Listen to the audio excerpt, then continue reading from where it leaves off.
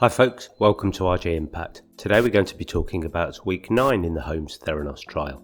You can search this channel for previous week's updates and also for a more detailed video on the background to Theranos and Holmes' journey to the point at which this trial commenced. Please don't forget to like this video, it does help, and subscribe to the channel and also hit the notification button so that you don't miss out on any future videos. As a reminder, Elizabeth Holmes is in court accused of multiple instances of fraud against doctors, patients and investors in connection with her role as CEO of Theranos. This is week 9 of that trial. Do you swear to tell the truth, the whole truth, and nothing but the truth? I do. Before we talk about this week's witness testimony and goings on in court, we'll take a little diversion with the background section. Background bonus. On occasions, when presenting Theranos and its tech to investors, Holmes would arrange for a finger prick test on one of them. Sometimes this was a VIP, and we heard one instance from January 2015 where Holmes actually got the mogul Rupert Murdoch to undertake such a test. You'll probably guess where this is going.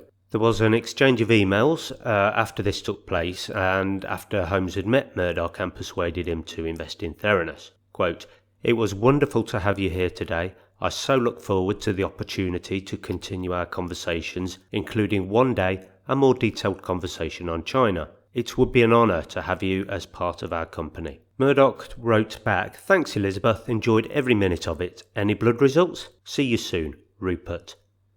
Now an extract from an internal email discussing the results said, CO2 run away earlier than usual, so it's a bit high. It went on to say that there was no sample to rerun since it was a short draw. It's unclear how Holmes got around this, which was at least embarrassing and at worst something that could change the investment decision. I can imagine though that Murdoch was so charmed by Holmes that it wasn't going to matter either way.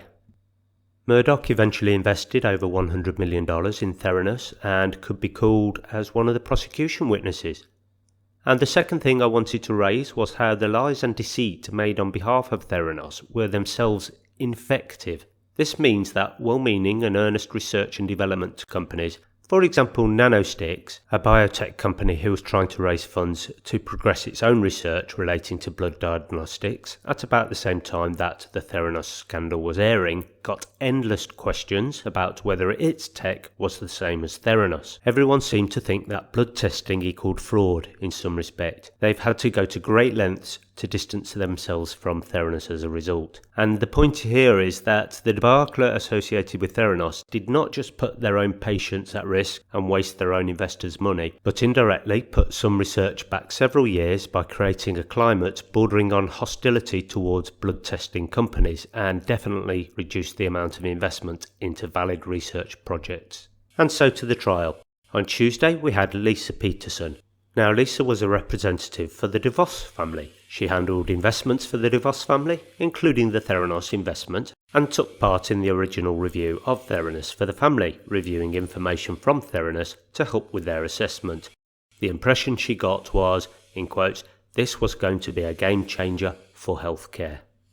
A lot of information provided was included in a report sent to the DeVos family and had both Theranos and Pfizer's logo on it. The report touted the, in quotes, superior performance and, in quotes, excellent accuracy of Theranos machines and led Peterson conclude that Pfizer had prepared the report, she testified. It validated everything Holmes was telling us, Peterson said. Pfizer is a large, reputable pharmaceutical company that we thought had used the analyzer and had seen that the results were accurate.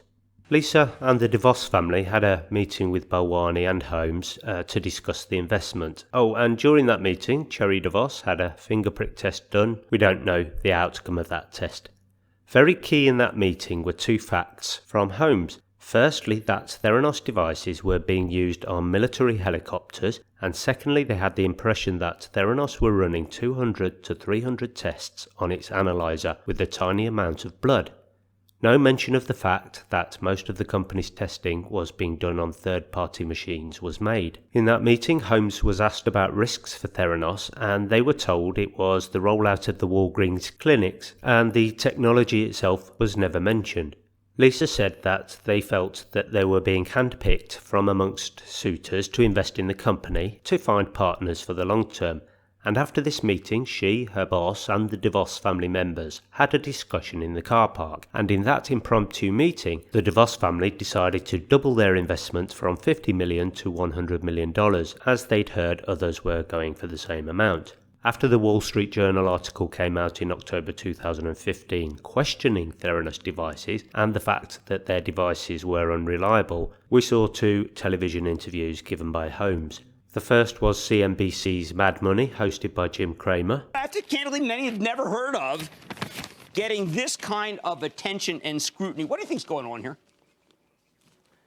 This is what happens when you work to change things. And first they think you're crazy, then they fight you, and then all of a sudden you change the world. And I have to say, I personally was shocked to see that the Journal would publish something like this. A little later in that interview, we heard Holmes saying that they were running over 100 tests on their machines.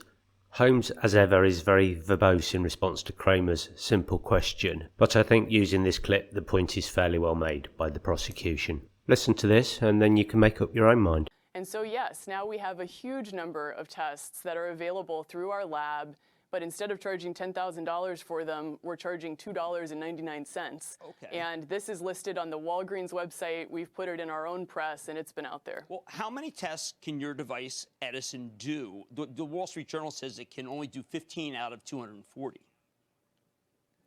Yeah, so we had communicated to the Wall Street Journal that we have submitted over 130 pre-submissions to FDA with tests running on our proprietary devices. And have been taking those through the FDA submission process. Every test that we offer in our laboratory can run on our proprietary devices. We bring tests up on our proprietary devices based on the frequency with which they're run. So at any given point in time, we're running the tests that are most commonly ordered. But we've also done a lot of work as part of this commitment that we've made, and it's been very controversial that we've actually become the first company advocating for FDA regulation of lab-developed tests. And as part of that, we have said that we think that every lab-developed test really should go through the FDA submission process. And so we've been consistent with it. And in fact, we even just recently took our nanotainers. The second was from the Today Show. The lab posed immediate jeopardy to patient safety.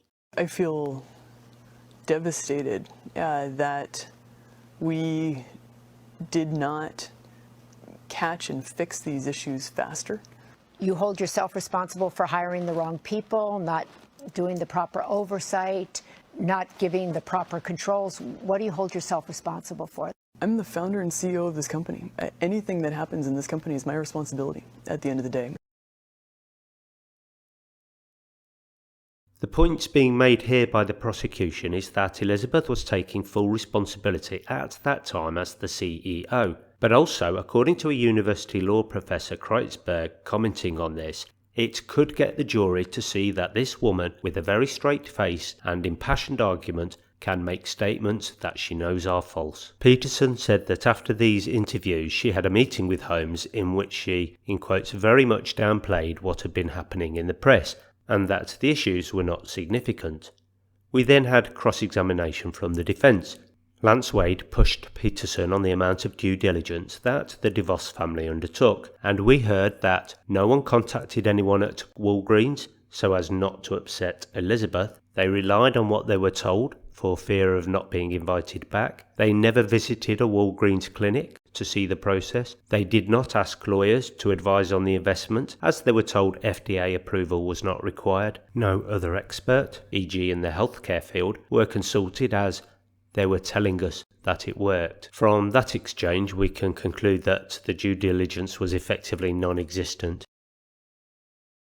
Well, that's it. Proceedings were actually cancelled on Wednesday due to a break in a nearby water main, and also due to a request by one of the jurors. The trial will not take place on Friday, and therefore things will not resume until Tuesday next week. Judge Davila indicated that the trial will now include some Mondays and Thursdays in an additional attempt to speed things along.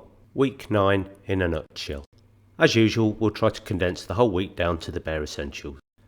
Essentially, we only had Lisa Peterson, who was a representative for the DeVos family, and she testified that the data report that was sent to her by Theranos she thought was actually drafted by Pfizer. and this valuation was one of the key elements in the DeVos family decision to invest in Theranos. She also understood that Theranos were running 200 to 300 tests on their machines following meetings with Holmes and Balwani. The family thought they were being handpicked to be part of the investment group due to the potential for their long-term involvement with the company, and eventually the family invested 100 million.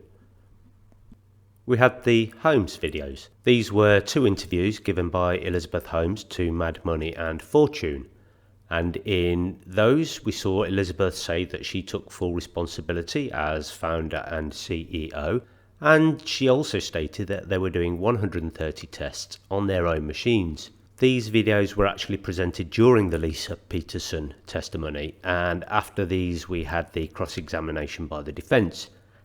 And essentially these questions boiled down to the amount of due diligence that was done by the DeVos family and Lisa, and concluded effectively that this was very poor. And finally, Lisa said that they were relying on what Theranos, Holmes and Balwani were telling the DeVos family. And that's it for now. And please don't forget these are still prosecution witnesses at the moment. Thanks for watching. Please don't forget to like, subscribe and hit the notification button so you don't miss out on future videos when they are published.